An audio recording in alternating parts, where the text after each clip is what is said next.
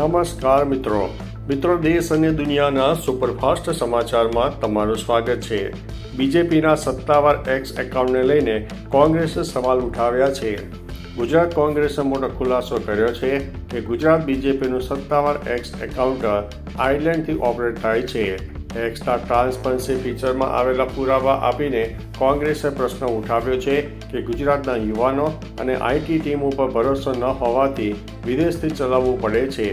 આત્મનિર્ભર ભારતનો દાવો કરતી બીજેપીએ આ મામલે સ્પષ્ટતા કરવી જોઈએ એવી માંગ કોંગ્રેસે વ્યક્ત કરી છે। અન્ય મહત્વના સમાચારની વાત કરીએ તો રોનિત રોયે સોશિયલ મીડિયામાંથી લીધો છે બ્રેક। ફેમસ ટીવી અને બોલિવૂડ અભિનેતા રોનિત રોયે સોશિયલ મીડિયામાંથી બ્રેક લેવાનો નિર્ણય લીધો છે। તેમણે ઇન્સ્ટાગ્રામ ઉપર લાંબી નોટ લખીને આ જાહેરાત કરી છે અને જણાવ્યું છે કે તેઓ પોતાના અને પરિવાર માટે આ પગલું ભરી રહ્યા છે। રોનિતે ફ્રેન્ડ્સને મળેલા પ્રેમ અને આદર બદલ આભાર વ્યક્ત કર્યો છે અને આશા રાખી છે કે ચાહકો તેમને ભૂલશે નહીં। અન્ય મહત્વના સમાચારની વાત કરીએ તો ભારતે સતત બીજી વખત વર્લ્ડ કપ જીત્યો।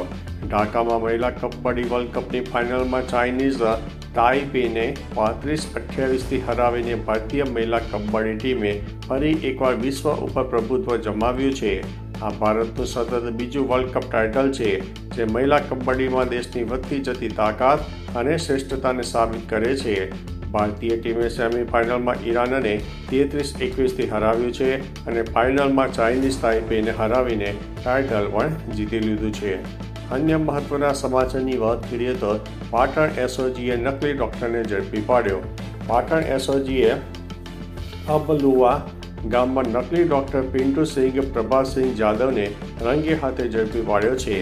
કાંકરેજના રાને ગામનો આ વ્યક્તિ કોઈપણ મેડિકલ ડિગ્રી વગર એલોપેથી દવા અને ઇન્જેક્શન આપીને લોકોના સ્વાસ્થ્ય સાથે ચેડા કરતો હતો। પોલીસે દરોડામાં દવાઓ, ઇન્જેક્શન અને સાધનો સહિત 4582નો મુદ્દામાલ જપ્ત કરીને કાયદેસરની કાર્યવાહી હાથ ધરી છે। અન્ય મહત્વના સમાચારની વાત કરીએ તો યુવકે લગ્નની લાલચ આપીને યુવતી પાસેથી 2.86 લાખ રૂપિયા પડાવ્યા। અમદાવાદમાં કોલેજ વિદ્યાર્થિનીને ઇન્સ્ટાગ્રામ ઉપર મળેલા કરણ શાહે લગ્નની લાલચ આપીને ફસાવી સાથે ફોટા પડાવીને બ્લેકમેલ કરીને ટુકડે 2.86 લાખ રૂપિયા પડાવી લીધા। સોમનાથની મૂળ વતની અને નવરંગપુરા પીજીમાં રહેતી યુવતીએ ગુજરાત યુનિવર્સિટી પોલીસમાં કરણ શાહ રહેઠાણ સુરત વિરુદ્ધ છેતરપિંડી અને બ્લેકમેલિંગની ફરિયાદ નોંધાવી છે અને પોલીસે તપાસ શરૂ કરી છે। અન્ય મહત્વના સમાચારની વાત કરીએ તો કચ્છ સરહદે વધુ એક પાકિસ્તાની યુગલ ઝડપાયું છે। કચ્છના રાપર તાલુકાની આંતરરાષ્ટ્રીય સરહદેથી બીએસએફે વધુ એક પાકિસ્તાની યુગલને ઝડપી પાડ્યું છે। પાકિસ્તાનના મીઠી ગામના પોપટકુમાર ઉંમર વર્ષ 24 અને ગૌરીને પિલર નંબર 10-16 પાસેથી કુડા ગામ વિસ્તારમાંથી પકડી પાડ્યા છે। બંનેની સઘન પૂછપરછ ચાલુ છે અને આવતીકાલે બાલાસર પોલીસમાં ફરિયાદ નોંધાશે।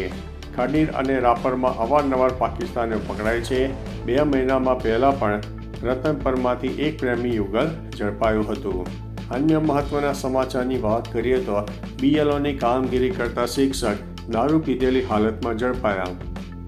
થરાદ પોલીસમાં દારૂબંધીના કાયદાનું ઉલ્લંઘન કરનાર 7 વ્યક્તિઓની ધરપકડ કરી છે જેમાં લેડાવ પ્રાથમિક શાળાના શિક્ષક નટવર પરમાર પણ સામેલ છે। તરસંગના વતની અને બીએલઓ તરીકે ફરજ બજાવતા આ શિક્ષક સાંજે દારૂ પીધેલી હાલતમાં બાઇક ચલાવતા ઝડપાયા હતા।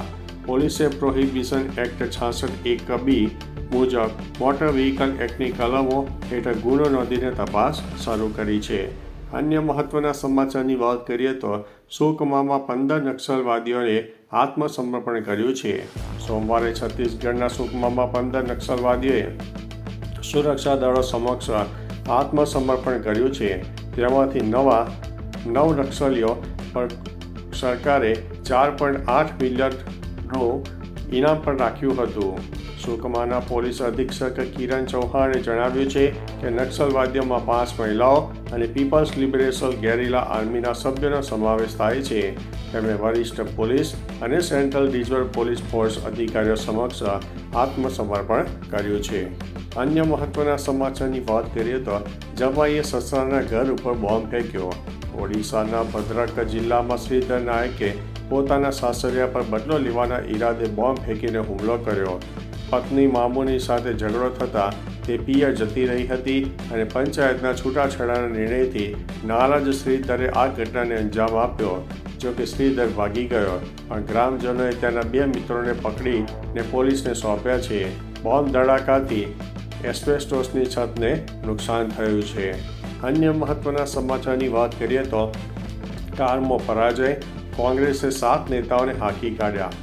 બિહાર ચૂંટણીમાં કારમી હાર બાદ કોંગ્રેસ પાર્ટીએ મહત્વપૂર્ણ કાર્યવાહી કરી છે. તેમણે 7 નેતાઓને 6 વર્ષ માટે પાર્ટીમાંથી હાંકી કાઢ્યા છે. આ બધા નેતાઓએ પાર્ટી પર ટિકિટ ખરીદીનો આરોપ લગાવ્યો છે. પાર્ટીએ આદિત્ય પાસવાન, શકીલુર રહેમાન, રાજકુમાર શર્મા, રાજકુમાર રાજન, કુંદન ગુપ્તા, કંચના કુમારી અને રવિ ગોલ્ડનને હાંકી કાઢ્યા છે.